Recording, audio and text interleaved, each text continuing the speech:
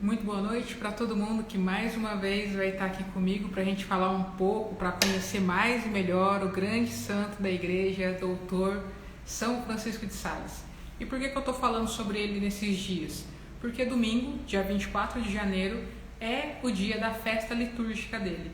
Então, o modo de eu honrar esse santo que tanta diferença faz na minha vida é dedicar 3 dias para partilhar um pouquinho aí com vocês no Instagram, do Face e outras mídias, aquilo que ele faz, aquilo que ele me ajuda no meu cotidiano de busca por santidade e aquilo que os papas falaram sobre ele, aquilo que é o ensinamento dele e tudo mais.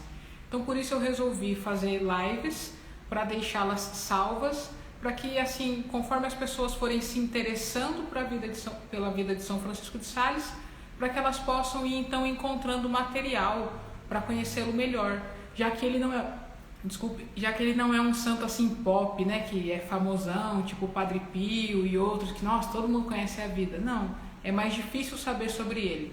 Então, já que é difícil saber sobre ele, já que ele tem esse potencial incrível de fazer a diferença em tantas vidas, faz demais na minha, é que eu resolvi, então, nesses 3 dias, fazer as 3 lives, para que todos aqueles que quiserem conhecê-lo mais e melhor, possam, então, encontrar material que em português é tão difícil.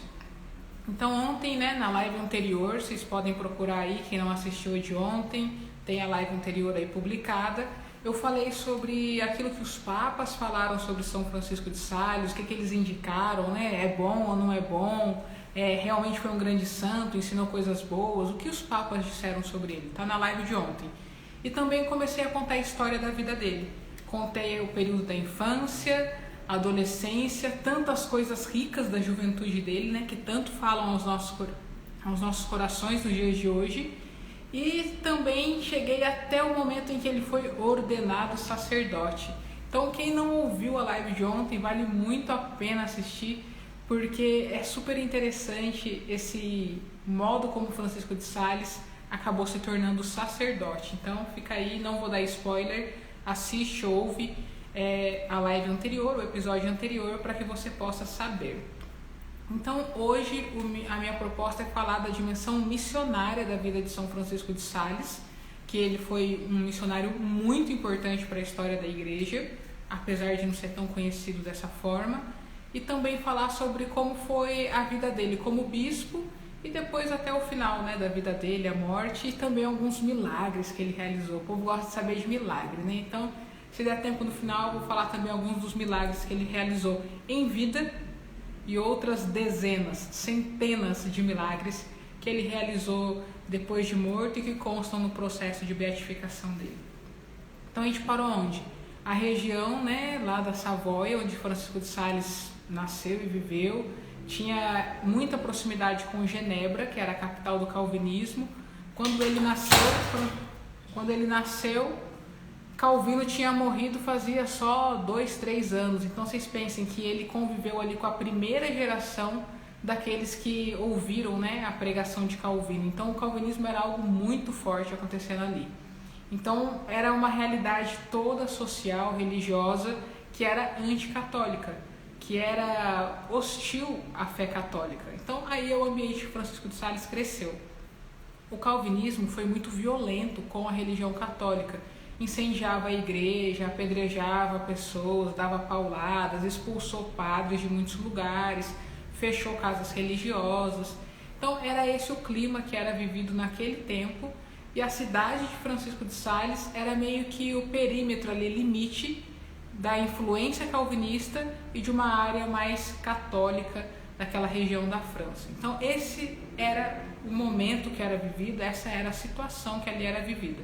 Então, o que aconteceu? Francisco de Sales foi ordenado, foi para a reunião do clero e lá o bispo apresentou a necessidade da vida missionária acontecer na região do Chablais, que era exatamente a divisa ali com a região de Genebra, para ir ganhando espaço e avançando o território como católicos.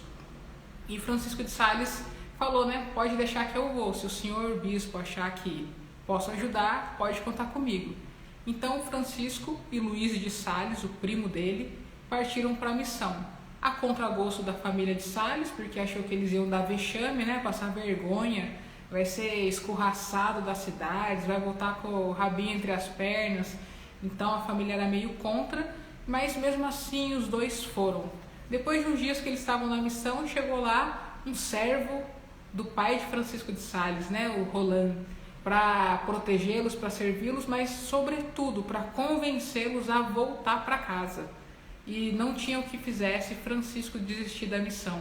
Então ele falou pro primo dele, pro Luiz, volta para casa, avisa o pessoal lá que tá tudo certo, que tá tudo bem aqui e que a gente vai continuar com a missão.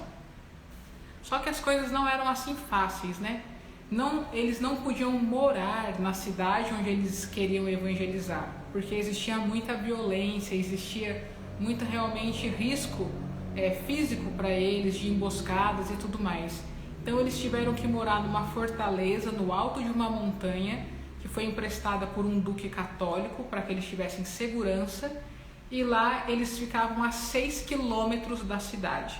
Ou seja, pensa que todos os dias para eles evangelizarem a cidade, eles faziam uma caminhada de descer uma montanha debaixo de neve, porque a região é dos Alpes franceses, então é muita neve, e eles desciam a região, andavam 6 quilômetros para poder evangelizar na cidade. Um dia inteiro de evangelização, subir a montanha 6 quilômetros para poder tentar dormir em segurança. Só que nem sempre dava certo isso, né? Então às vezes eles tinham que pedir abrigo em algumas casas, muitas vezes não conseguiam, tinham que se esconder dos perigos. Teve um dia até que tiveram que fugir, né, de uma alcateia, ou seja, de muitos lobos que estavam correndo atrás deles num bosque, e acabaram dormindo amarrados no galho de uma árvore alta para poder esperar o dia amanhecer e saírem de lá sãos e salvos. Então foi uma vida que começou já na missão bem sofrida, assim. Então, aos poucos, eles foram conhecendo a realidade. E qual foi o método missionário que eles começaram a utilizar? O método da bondade. Não à toa São Francisco de Sales é conhecido como santo da bondade, da mansidão. Então o que ele começou a fazer? A andar na cidade, sorrir. Para que as pessoas que tinham aversão aos católicos começassem a aprender que os católicos poderiam ser boas companhias, pessoas boas, simpáticas, que não estavam lá para arrumar briga, nada disso, estavam lá numa boa. Então ele começou a andar no meio do povo e na medida que ele conseguia, conversava com um, conversava com o outro e tudo mais.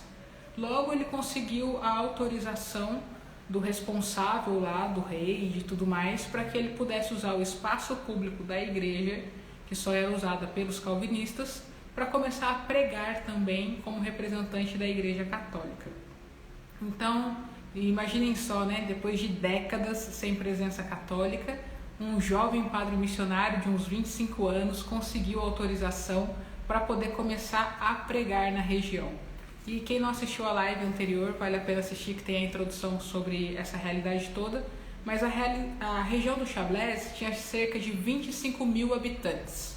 Pensa aí, 25 mil pessoas. Desses aí, só uma meia dúzia de famílias, ou seja, menos de 100 pessoas eram católicas.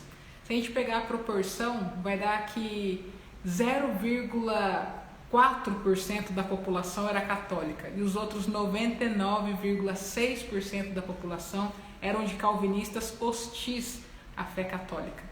E foi aí, para esses 0,4%, que Francisco de Sales começou a pregar depois de algum tempo ali na cidade. E o interessante é o quê? Que como era um espaço público, foi liberado para que ele pregasse e depois dele acontecia o culto calvinista.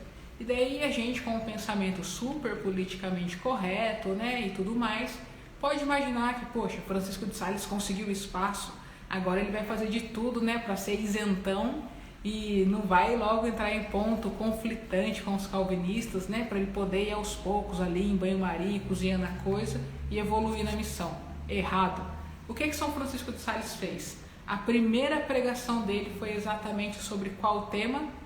Sobre o mandato missionário que pastores e pregadores recebem.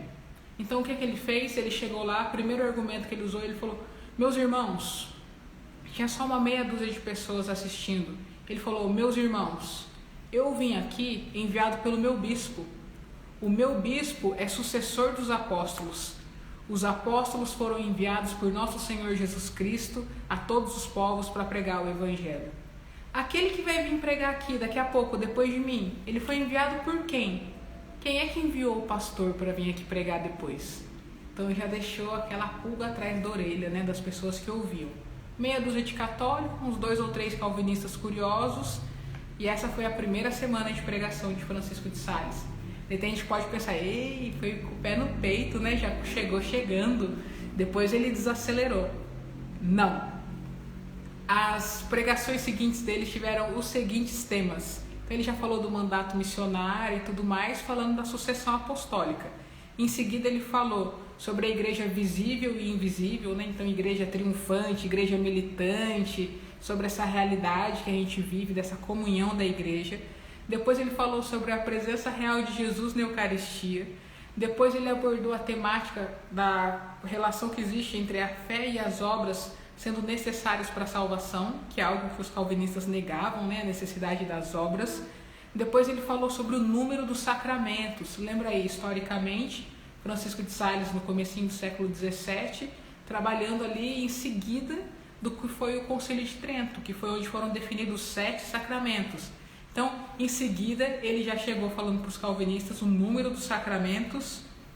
Depois ele falou a respeito da devoção e do culto mariano e também aos santos. E para arrematar a série de primeiras pregações dele, ele foi falar sobre a existência do purgatório. Então, mais católico impossível, né? Isso é uma característica muito forte de São Francisco de Sales. Sempre que ele foi falar, ele foi cheio da identidade católica. Ele não negociou a identidade dele para ser mais agradável. Pelo contrário, ele entendia, e era a teologia naquele momento, aquele entendimento que as pessoas tinham, de que quem tinha rompido com a igreja era herege e corria risco de perder a salvação.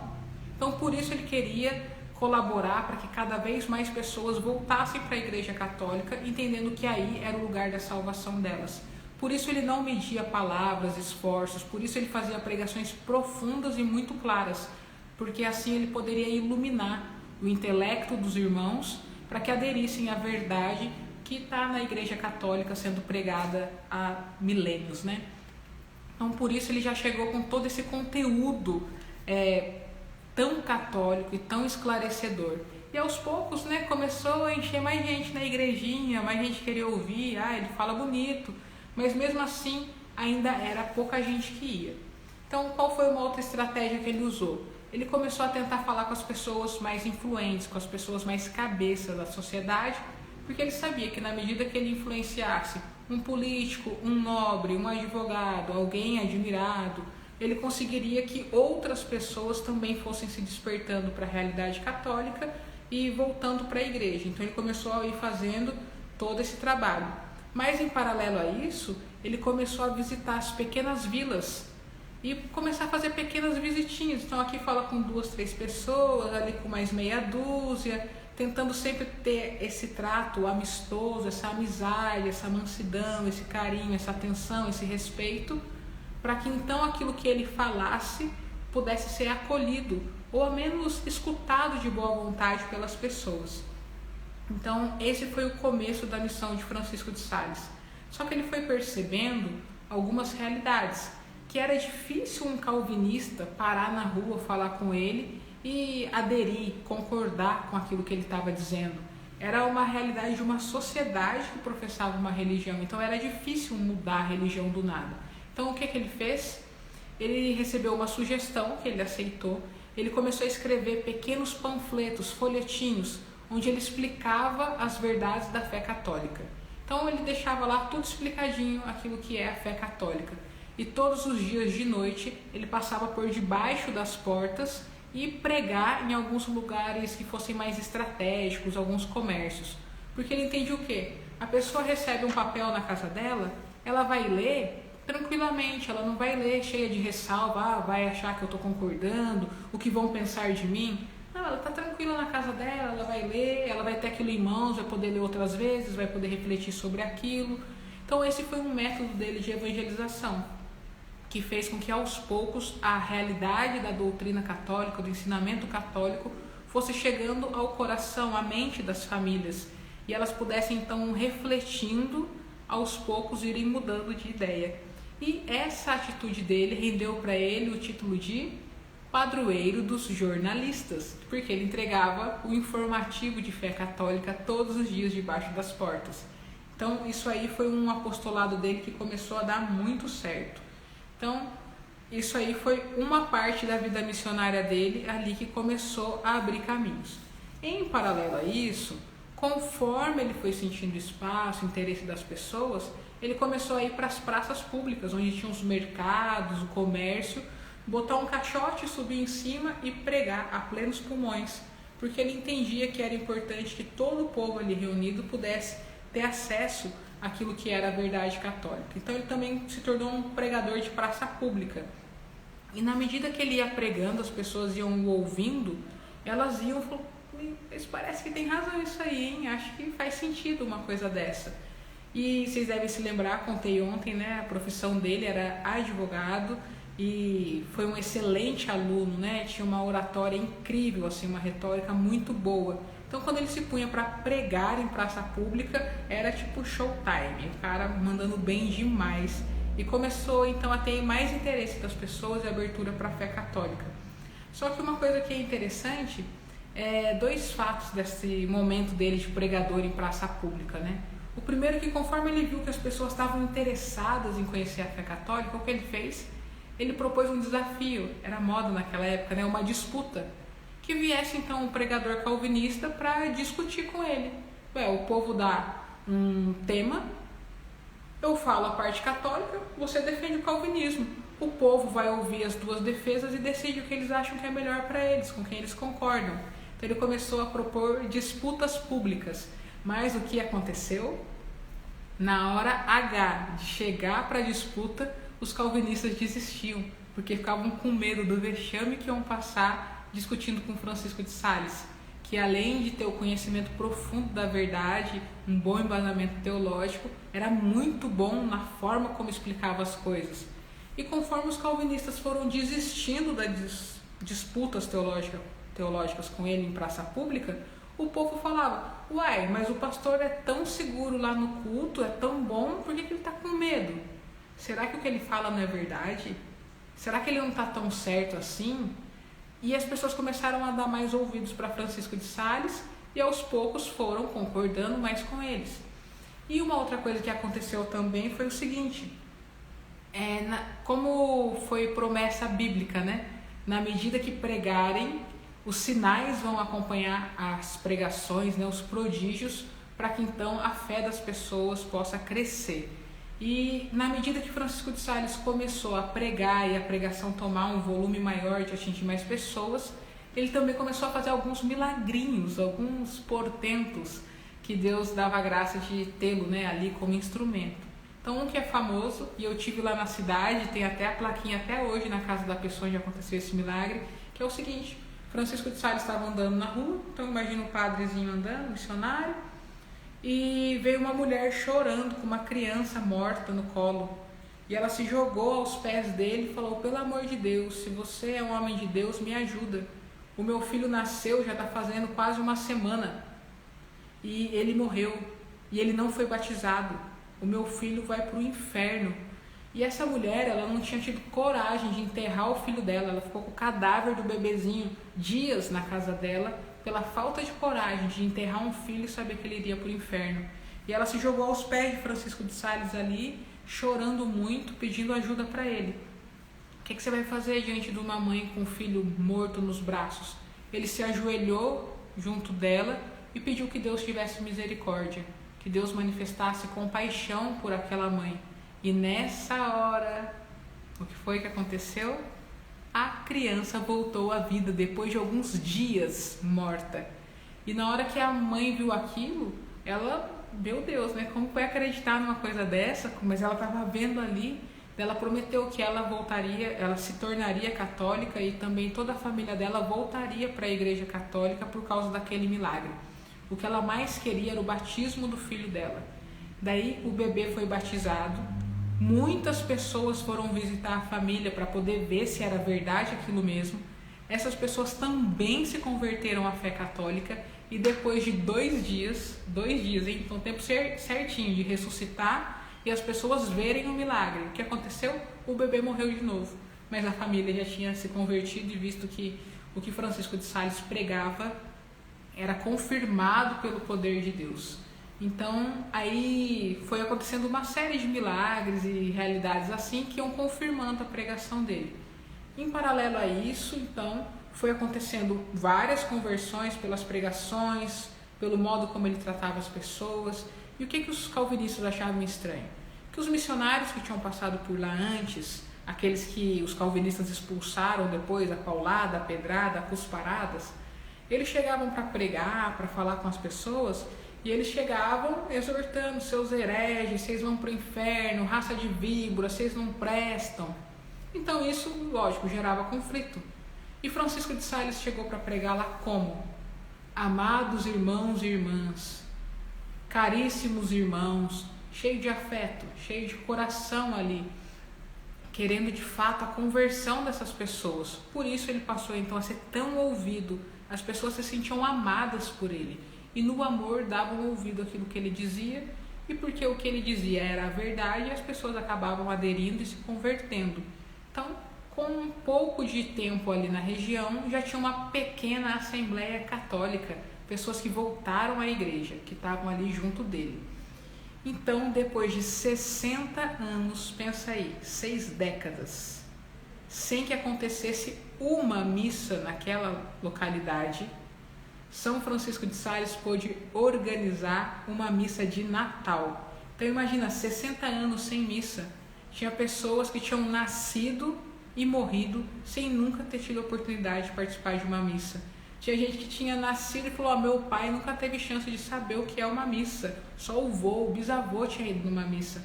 E eles fizeram então 3 missas para celebrar o Natal, a da vigília, da aurora e a do dia, para celebrar bem e dignamente. Esse foi um grande marco na missão. Depois, além disso, conforme as pessoas foram se convertendo, Francisco de Sales foi percebendo, sabendo que ele não podia só concentrar a missão dele nos adultos. Ele quis então começar também a evangelizar as crianças. Então ele se tornou um catequista. Ele levava as crianças para a igreja, fazia teatros, fazia aquelas disputas em perguntinha para as crianças poderem ir aprendendo aquilo que era o conteúdo da fé, e as crianças em casa irem passando para frente então o que tinham aprendido com o padre missionário. Então a missão foi se alargando, se alargando, se alargando, ao ponto de que o Papa da época soube que o sucessor do Calvino, o primeiro sucessor do Calvino, Teodoro Beza, então pensa o seguinte, uns 25, 30 anos antes o Calvino morreu, e esse teólogo Beza, Teodoro Beza, assumiu então o cabeça do calvinismo. E o Papa soube que esse cara não estava mais tão rígido e tão anticatólico como antes. E vendo toda a fecundidade da missão de Francisco de Sales ali na região do Chablais, o Papa falou: tenta ir lá falar com o teólogo Beza, vai que, E o Francisco de Sales, com toda a ousadia missionária de um jovem padre de uns 26 anos de idade, por aí, foi para Genebra, onde era proibido qualquer coisa de catolicismo, foi na casa onde o Calvino tinha morado e que agora o Beza morava, e falou: vim para conversar com o senhor. E esse teólogo Beza já era um homem idoso de cerca de 80 anos, toda uma vida de calvinismo ali, braço direito do Calvino, tinha sido uma das pessoas que mais tinha incentivado a violência contra a igreja católica. Então as igrejas que foram queimadas, apedrejadas, tudo tinha sido muito influenciado por ele. E Francisco de Sales chegou lá na porta com o primo dele: então viemos conversar com o senhor, podemos? E foram muito bem recebidos, e logo de cara Francisco de Sales, imagine então um jovem de 20 e poucos anos falando com um ancião de 80, um jovem que acabou de chegar na missão, o ancião que é o sucessor do Calvino, uma vida inteira ali de luta contra o catolicismo. E Francisco de Sales pediu licença para fazer uma pergunta para ele, e foi mais ou menos assim: o senhor tem tanta aversão ao catolicismo e tudo mais, querendo entender as coisas, e perguntou aí: é possível ter salvação estando na igreja católica? Veja, gente, apenas uma perguntinha: é possível a salvação na igreja católica? Só que isso aí bugou o cérebro do Beza, Porque ele pensou, se eu respondo que sim, eu estou assumindo que a Igreja Católica é verdadeira, então por que eu estou combatendo, né? Se eu digo que não, eu estou negando toda a história da Igreja primitiva e medieval de antes da Reforma Protestante. Então o que ele fez? Ele saiu da sala, ficou na biblioteca ao lado, andando uns 15 minutos de um lado para o outro, de um lado para o outro, de um lado para o outro, pensando o que ele ia responder. Sabe aquele negócio igual Jesus fazia, né, com os doutores da lei? Fazia uma pergunta que os caras não iam ter muita resposta ali, senão admitir aquilo que era a verdade. E daí depois de um tempo, ele voltou para a sala onde estava Francisco e Luís de Sales e respondeu, é possível a salvação na Igreja Católica. E daí Francisco continuou, se a salvação é possível, então por que vocês combatem tanto a Igreja? Por que vocês derramaram tanto sangue para combater a Igreja? Por que vocês destruíram tantas igrejas, né? Templos, saquearam, incendiaram, destruíram mesmo com pedrada e tudo mais? E daí o teólogo Beza, sucessor de Calvino, respondeu, é porque a Igreja precisa de umas reformas, porque ela diz uns absurdos como aquilo que as obras são necessárias para a salvação, mas basta a fé. E quando a Igreja Católica fica falando sobre isso, ela fica colocando escrúpulo na mente das pessoas, e depois as pessoas ficam achando que vão ser condenadas por causa disso. Então a Igreja precisa de reformas, a Igreja fala isso e não é verdade, tudo mais. E Francisco de Sales ouviu o argumento ali, né, do teólogo Beza, e daí ele falou assim, tá, mas e aquela passagem bíblica onde Jesus fala, se você vê alguém com sede, com fome, com frio, nu, preso ou enfermo, e o ajuda, foi a mim que você ajudou, e então quando você morrer, você vai ouvir, vinde benditos de meu Pai, porque eu estava nu e me vestiste, com sede me deste beber, e assim Jesus foi falando, né? Então Francisco de Sales usou esse argumento. Se as obras não são necessárias, por que Jesus fala que aqueles que fizerem as obras serão acolhidos pelo Pai, e os que não fizerem, ele vai dizer, afastai-vos de mim, porque não fizeste por mim? Então, foram 3 horas de conversa ali nessa primeira visita de Francisco de Sales, e conforme o teólogo foi se sentindo encurralado, ele foi pegando mal com a visita, e ele explodiu, ficou irado, e os 2 missionários acabaram indo embora. Só que eles voltaram mais 2 vezes para mais visitas. Só que, voltando para as visitas nas outras vezes, já não tiveram mais sucesso, o teólogo já estava com o coração mais fechado.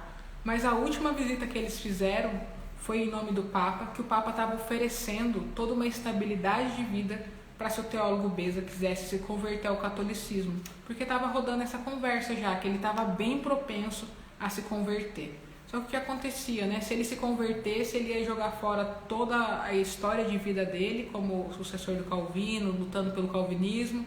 Ele não ia ter dinheiro, ele não ia ter casa, ele corria risco de sofrer violência física, de morte e tudo mais. Então Francisco de Sales foi para oferecer meios para que ele pudesse continuar tendo uma vida tranquila, segura, sendo católico. Só que ele não aceitou. E é interessante notar, né, que historicamente existem algumas comprovações de tudo isso, desse coração do teólogo que foi se tornando católico, não obstante ser o sucessor de Calvino, que tem cartas de pessoas mandando dúvidas para ele, e ele falando, olha, vai ser católico que é melhor, lá você vai encontrar o que tem de melhor. Então você imagina o sucessor de Calvino respondendo carta falando, vai ser católico que é o que tem de melhor. Então isso aí foi uma parte da vivência missionária de Francisco de Sales na região do Chablais. E uma outra coisa é que conforme essa missão dele foi crescendo, foi aumentando, foi atingindo mais pessoas, outros padres missionários se achegaram lá na região. Então estava tendo já mais 3 ou 4 padres ajudando na missão para dar conta, porque agora estava tendo católicos, né? Então eles precisavam de maior assistência. E qual foi o grande pulo do gato da ação evangelizadora lá? Francisco de Sales e os padres missionários resolveram fazer um grande evento de evangelização, 40 horas, ou seja, quase 2 dias, né? Um final de semana de eventos, onde as pessoas teriam acesso a práticas devocionais, terços, ladainhas, vias sacras, aos sacramentos, e poderiam fazer o ato formal de conversão à Igreja Católica, de adesão da fé católica. Então foi um evento chamado as 40 Horas de Annemasse, que é o nome da cidade onde aconteceu. E ela estava só a 10 quilômetros de Genebra, que era o centro do calvinismo. Então imagina como foi tido como provocação, né? Vou quase que no limite e nós vamos mostrar que aqui tem católicos, sim senhor. E foi um evento que reuniu fiéis de 40 paróquias da região e tem documentado mais de 1.200 conversões. Então vocês imaginam, né? A região tinha 25 mil pessoas, só nesse evento 1.200 se converteram ao catolicismo. E é dito que Francisco de Sales só ria, né? De falar, meu Deus, que maravilha que está acontecendo. E o bispo dele só chorava, meu Deus, eu não acredito no que está acontecendo. Tipo, minha vida inteira esperando por esse momento. Então foi um evento que deu muito resultado. E daí, depois de um tempo desse primeiro evento, resolveram fazer um outro maior, na cidade de Toulon. E esse evento teve até cardeal que estava viajando por perto e foi lá ver, o Papa mandou saudação, foi um evento muito, muito, muito grande. E lá aconteceram documentadas mais de 2.000 conversões. E por que é dito mais de 2.000 e não um número redondo? Porque na realidade, tudo isso está nos documentos, lá nos arquivos vaticanos, eles não deram conta de pegar o nome de todo mundo que estava se convertendo. Então chegou no momento que eles estavam pegando só o nome dos chefes de família, dos pais. E sabia que aquela família inteira tinha se convertido. Então lá nos arquivos vaticanos tem cerca de 2.300 assinaturas só desse evento. Então você imagina, mais de 1.000 famílias se convertendo através dessa ação missionária que eles realizaram. E depois então de 5 anos do jovem padre Francisco de Sales, missionário na região do Chablais, o que aconteceu? Lembra que eu tinha dito que tinham 25 mil pessoas, só 0,4% eram católicas, as outras todas calvinistas, né? Umas 100 pessoas só eram católicas. Quando Francisco de Sales completou 5 anos de missão, depois dessas 40 horas, né, na cidade de Toulon, tinha mudado. Todo mundo quase era católico e só tinha uma meia dúzia que ainda resistia sendo calvinista. Então, a vida missionária de Francisco de Sales foi muito intensa e muito fecunda. E é interessante notar que eu tive a graça de estar na fortaleza onde ele morou, né? Enquanto era perigoso, ele está na cidade. E lá tem o altar onde ele celebrava a missa todos os dias cedo. E ali ele fazia a experiência de oração pela missão. Ele era um homem de muito jejum e penitência. Então ele trabalhava essa questão da purificação dele, da espiritualidade, para daí ele ir para a missão. E na missão ele procurava viver as virtudes, né? A mansidão, a paciência, a humildade, a doçura, a bondade, para que então aquilo que ele falasse caísse bem no coração das pessoas. E ele dizia, é mais fácil a gente atrair moscas com um balde de mel, ou melhor, com uma gota de mel, do que com um balde de azeite. Então, por isso a importância da doçura quando a gente quer evangelizar as pessoas. Então, depois desses 5 anos, a missão cresceu muito, outros padres foram para a região, e ele pôde então voltar para a sede da diocese dele, para a cidade dele, e o bispo colocou como o braço direito, por assim dizer. Então precisava fazer uma viagem representando o bispo, precisava discutir algum tema ligado à diocese, Francisco de Sales ia. Era de confiança do bispo, era um advogado e tinha muita confiança do bispo nele. Então ele ficava viajando em nome da diocese, fazendo aquilo que ele podia. Uma dessas viagens foi a viagem que ele fez a Roma e tinha um outro padre da diocese o acompanhando. Como o que ele tinha que tratar lá na Santa Sé eram assuntos burocráticos, demorados, eles ficaram um bom tempo em Roma, assim, meses. E foi quando ele aproveitou para peregrinar nos lugares santos, para rezar e tudo mais. E daí ele descobriu porque o outro padre tinha ido com ele. O outro padre tinha ido junto para pedir que o Papa nomeasse Francisco de Sales bispo, porque o bispo dele, Dom Granier, queria Francisco de Sales como bispo auxiliar e sucessor dele na diocese de Annecy. Primeiramente, Francisco de Sales não queria, mas por obediência o Papa quis nomeá-lo, ele tinha que aceitar a nomeação. E aí aconteceu mais uma coisa curiosa. Naquela época, quem era nomeado bispo tinha que passar por um exame, tipo a OAB, né, que hoje os advogados passam. um exame para ser admitido como bispo. Então era um teste de perguntas teológicas, coisas da igreja, para ver se a pessoa passava. Só que tinha já um combinado da Santa Sé com o Duque de Savoia, a região de Francisco de Sales, que quem fosse da Savoia não ia passar por esse exame de admissão, ia bastar ser nomeado.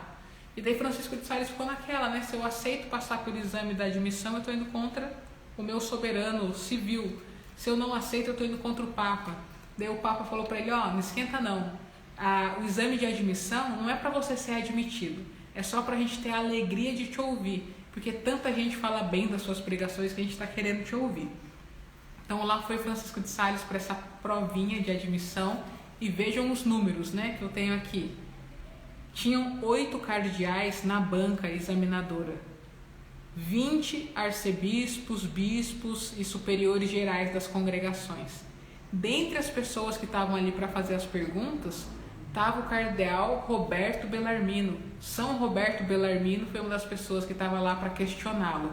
E eles fizeram apenas, veja que facinho, 35 perguntas de modo geral, assim, da fé católica e tudo mais, para saber se Francisco de Sales se sairia bem ou não. E ele saiu maravilhosamente bem.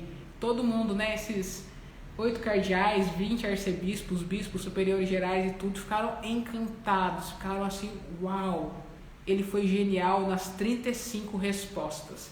E não poderia ser diferente, foi nomeado bispo, voltou para a diocese dele, conversou com o bispo e falou, eu não quero ser ordenado bispo agora. A diocese não precisa de 2 bispos, ela não precisa ter o gasto de manter 2 bispos, né? E o bispo da cidade de Annecy tinha o título de bispo de Genebra e príncipe de Genebra. E por causa do calvinismo é que eles não viviam em Genebra, viviam em Annecy. Então Francisco de Sales não queria essa vida gloriosa, né, de pompa, de sou um bispo, temos 2 bispos aqui. Então ele pediu para não ser ordenado bispo e o bispo dele atendeu ao pedido dele. Então ele ficou nomeado bispo, mas não ordenado bispo. E trabalhando como braço direito do Dom Granier. E o que aconteceu? Ele foi enviado então para muitas missões diplomáticas com reis, com duques, na Santa Sé, sempre Francisco de Sales rodando lá a região, em nome da igreja, resolvendo as coisas. Ele também começou a pregar muitos retiros, pregou para a rainha, pregou para não sei o que lá, na capela, não sei da onde, coisa famosa assim, ele pregando bastante, muito aos nobres. Mas ele continuou tendo o mesmo estilo de vida missionário que ele tinha, de coração pobre, de despojamento, de simplicidade e tudo mais. E daí o bispo dele morreu e ele finalmente foi então ordenado bispo. Então se tornou aí aquilo que é o título dele, né? Bispo e Príncipe de Genebra, Francisco de Sales, o Bispo Príncipe de Genebra. E qual foi uma característica, né? Algumas características dele como bispo? Lembram que na live de ontem, quem não assistiu é só pegar, eu disse que ele, quando era jovem, escreveu um regulamento de vida que norteou a vida universitária dele, né, para que ele se mantivesse na graça de Deus. Agora, então, ele escreveu o regulamento de vida de bispo, onde ele se comprometia em manter uma vida pobre, vida de oração, uma série de coisas que eram necessárias para que a vida episcopal dele fosse desenvolvida em santidade. Em paralelo a isso, ele manteve a vida dele com estilo missionário. Então a diocese de Genebra tinha cerca de 300, quase 400 capelas espalhadas pelo território. E se lembrem que o território lá é dos Alpes franceses, então muita neve, muita montanha. E Francisco de Sales, bispo, visitou todas as igrejas da diocese dele, todas as paróquias e todas as capelas. Padres que nunca tinham sido visitados por um bispo foram visitados por ele. E além de então ter esse contato direto com os paroquianos, com os párocos, com todo mundo, ele foi também desenvolvendo trabalho como catequista. Então ele tocava alaúde, fazia teatrinho, gincanas para atrair as crianças e ensinar a fé. Na medida que ele fazia isso num bosque lá na região, os pais iam para ficar de longe assistindo, porque era encantador ouvi-lo dizer da fé católica. E assim ele foi catequizando as famílias todas. Era um momento difícil da igreja, né, na Contra-Reforma, então era necessário que os padres fossem bem formados e fossem bons pregadores. Então Francisco de Sales começou o quê? A dar formação para os padres deles, tanto em teologia quanto no ensinar como eles deveriam pregar, aquilo que eram as técnicas que ele usava na pregação, ele começou a ensinar também para os padres dele. Fora isso, ele começou a fazer um grande trabalho de promoção vocacional, a querer construir casas de formação, né? Naquele tempo o Concílio de Trento tinha acabado de pedir para existirem os seminários, então ele foi fazendo também essa realidade do modo como dava. E até eu estou falando dele com a igreja, instituição, né? Clero, seminaristas, mas ele também começou a atender confissão na catedral, para ele estar em contato com os leigos frequentemente, e desenvolveu o ministério de direção espiritual dos leigos. Então ele começava a atender as pessoas conforme ele conhecia ali na confissão na catedral ou nas pregações por onde ele passava, e depois continuava as acompanhando através de cartas de direção espiritual. E isso aí é a semente do livro Filoteia, né, que é o mais famoso livro dele. E além disso, ele também foi um grande reformador das ordens religiosas. Ordens que se diziam religiosas, mas que de religião e busca de santidade viviam muito pouco. Então ele foi reformando essas ordens.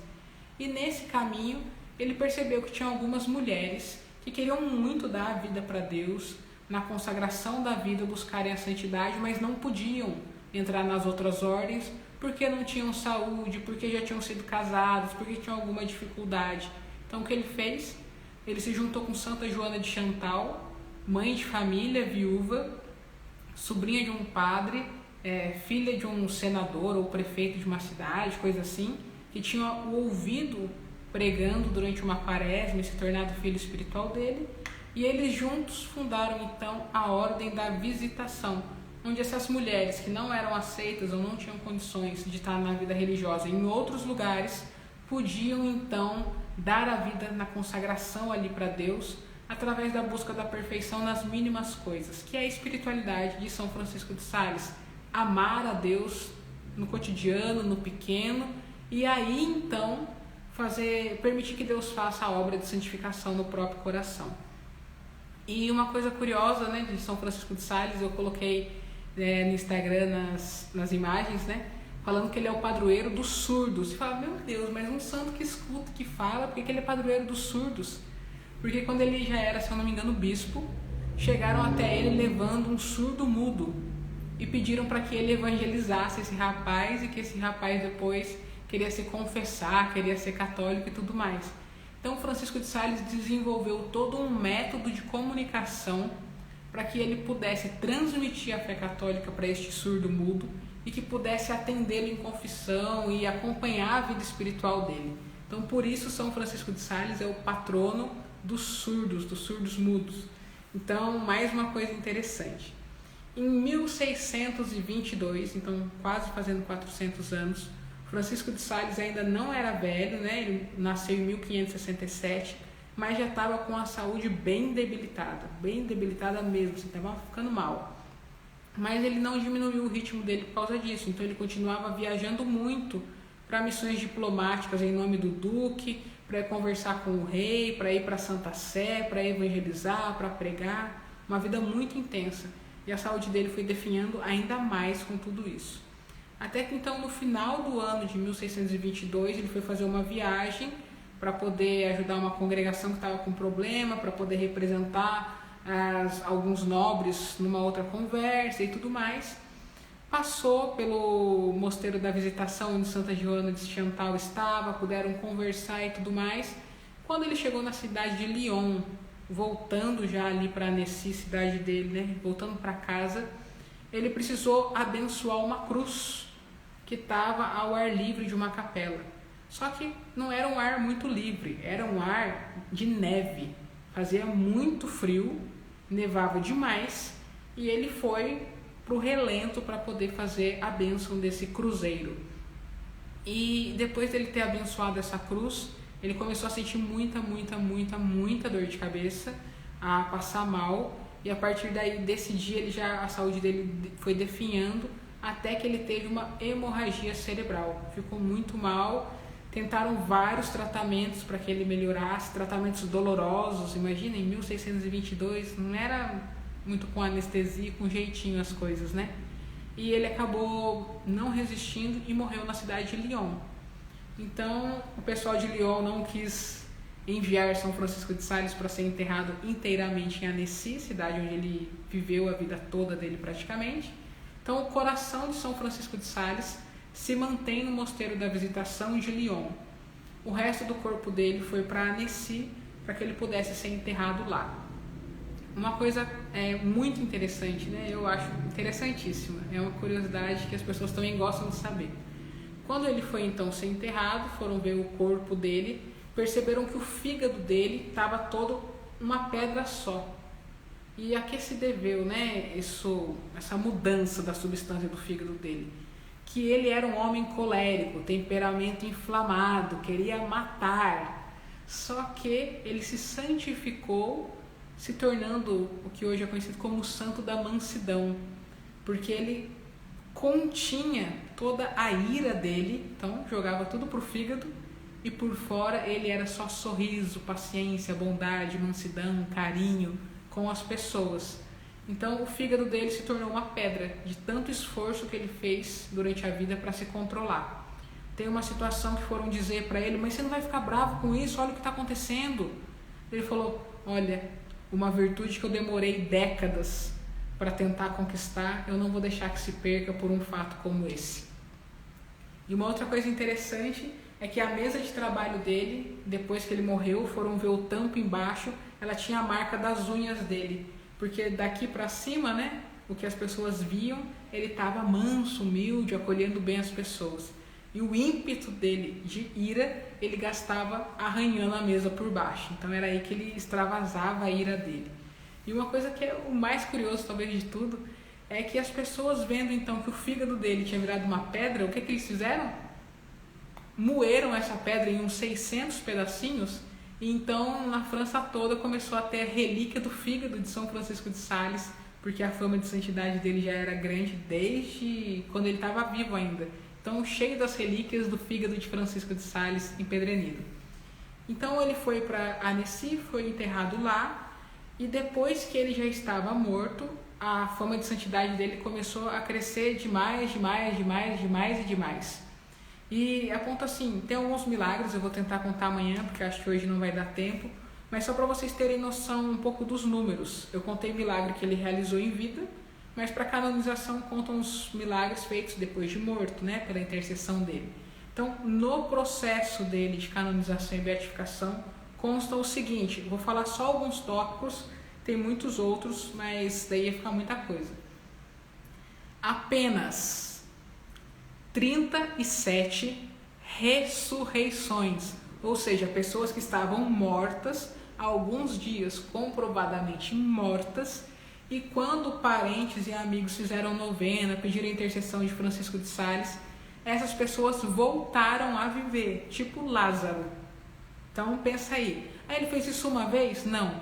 No processo de canonização dele contam 37 relatos, ou seja, que na época foram atrás para ter toda a comprovação histórica, científica e tudo mais.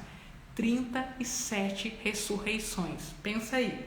Mas não foi só isso, ele curou também 19 surdos, 2 leprosos, 20 cegos, 102 paralíticos, 51 aleijados, e a lista de milagres dele vai longe. Então vocês pensem o seguinte: a gente está aí comemorando, tem um milagre do Carlo Acutis para ele ser beato, agora a gente quer mais um milagre para o beato se tornar santo, e tantos outros, né? O beato Pier Giorgio Frassati, falta um milagre já há décadas e não é aprovado. A gente fica querendo um milagre. Pensa aí, São Francisco de Sales, 102 paralíticos curados, 37 ressurreições, só para um processo dele, né, de beatificação e canonização. Então daí dá para ver o quanto ele tem mérito diante de Deus, o quanto ele é um grande intercessor. Ele não é só um grande escritor, ele não foi só um grande missionário, ele não foi só um bispo bacana, ele é um incrível intercessor para que nós aqui nessa vida tenhamos uma vida de santidade, uma vida plena na presença de Deus. Então, devotos de São Francisco de Sales, pessoal que lê Filoteia, não se deixe levar por ele apenas no intelecto da busca da santidade. Contem também com a intercessão dele, que é esse grandíssimo santo. E daí agora algumas datas, só para vocês terem noção, né, do ciclo Francisco de Sales. Então ele nasceu em 1562, morreu em 1622. Em 1661, menos de 40 anos depois que ele tinha morrido, ele foi decretado beato. Então, menos de 40 anos, beato. Em 1665, ou seja, 4 anos depois da beatificação, ele já foi decretado santo. Então, assim, o processo de canonização dele ficou um tempo parado, daí quando voltou, beato e santo. Também, né, com esse tanto aí de milagre, não era para menos. Daí em 1877, ou seja, uns 200 anos depois que ele já era santo, ele foi declarado doutor da igreja. Então são menos de 40 santos de toda a história da igreja que tem esse título, que quer dizer que a pessoa colaborou muito com um aspecto da fé católica. Então Santa Teresinha é doutora da igreja pela pequena via e assim por diante. Todo santo doutor da igreja tem um motivo, um ensinamento que ele ofereceu para a igreja de modo inédito e profundo, então a igreja reconhece, é um doutor da igreja. E o Francisco de Sales é esse doutor da igreja. Então, em 1877. Em 1926, ele foi declarado patrono dos escritores católicos. A gente conhece muito, né, que eu falo sempre, Filoteia, que é o livro mais popular dele, mas ele também escreveu As Controvérsias, né, que eram aqueles folhetinhos que eu falei no começo da live, para a evangelização dos calvinistas. Ele escreveu o Tratado do Amor de Deus, ele escreveu Em Defesa do Estandarte da Cruz, ele foi tendo muitos escritos. Então ele foi declarado em 1926 o padroeiro dos escritores católicos. Então, padroeiro dos jornalistas, já falei, padroeiro também dos surdos, já falei, santo, fundador da Ordem da Visitação, bispo e príncipe de Genebra. E a gente vai vendo que riqueza, né? Um missionário do Chablais, que fez tanta diferença lá na missão, que grandeza de vida e que homem sensacional, a gente pegar tão humano como nós, né? E quem é que não tem vontade de arranhar a mesa às vezes, de estrangular uma pessoa? Quem é que não tem essa ira? Quem é que na juventude, buscando a vontade de Deus, não se sentiu deixado de lado ou desafiado pelos colegas da universidade? Então, assim, são muitas coisas que ele viveu, né? As angústias das crises dele na adolescência e na juventude, a incompreensão do pai diante da vocação. Foram tantos e tantos desafios que nós também vivemos e que, olhando para a vida dele, a gente pode aprender tanto sobre como ser mais de Deus no nosso cotidiano. Então, com a live de hoje, eu queria encerrar o ciclo da vida de Francisco de Sales. Ontem eu contei o contexto que os papas falaram, a infância, a adolescência, a juventude, até o momento que ele se tornou sacerdote. Hoje eu comecei a partir da ordenação sacerdotal dele, que foi quando ele partiu para as missões do Chablais, até chegar ao fim da vida dele e todos esses títulos que ele recebeu dos papas, né, da igreja, esse reconhecimento todo. Então, de quem foi a pessoa de São Francisco de Sales. E daí, com a graça de Deus, amanhã sabademos e continuemos falando de Francisco de Sales, mas daí eu vou falar mais dos ensinamentos dele, do que é a espiritualidade dele, que livros ele escreveu, como ele pode fazer a diferença nas nossas vidas, beleza? Então, o que vocês tiverem de pergunta sobre São Francisco de Sales, eu vou deixar a caixinha aberta agora para vocês fazerem e eu poder responder amanhã. O que vocês tiverem de curiosidade, comentário, podem mandar no meu Instagram para eu preparar para amanhã. Eu que agradeço aqueles que ouviram ao vivo.